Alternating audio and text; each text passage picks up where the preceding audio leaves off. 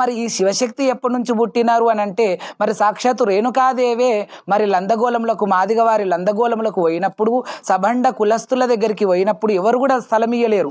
మరి నా కొడుకు కొడుతున్నాడు భార్గవ బలపరశరామయ్య, నన్ను కొడుతున్నాడు, చాలా బాధలు పెడుతున్నాడు అని చెప్పినప్పుడు మరి ఎవరు కూడా తలదాచుకోనికే ఆమె అడిగింది ఎంత? గోపాదం అంత జాగ. ఆ గోపాదం అంత జాగ అంటే ఇంతే, అరిచే మందం జాగ అడిగితే అందులో పామునై చుట్ట చూదురుకొని ఉంటా, నా కొడుకు పరశురాముడు వస్తే రాలేదు అని చెప్పండి మీరు అని.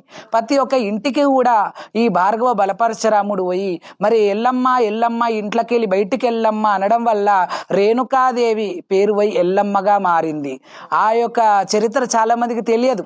ఎల్లమ్మ అంటే ఎల్లమ్మనే అనుకుంటారు, కానీ మిగతా గ్రామాలలో ఇక్కడ ఎల్లమ్మ అయింది. అంటే ఈ యొక్క రాష్ట్రానికి, తెలంగాణ రాష్ట్రంకి వచ్చిన తర్వాతనే ఆయన పిలవడం మొదలుపెట్టిండు, ఎల్లమ్మ ఇంట్లో నుంచి బయటికి వెళ్ళమని. కానీ మహారాష్ట్ర కర్ణాటకలో మాత్రం రేణుకాదేవి, అది ఆంధ్ర అయినా కూడా రేణుకాదేవి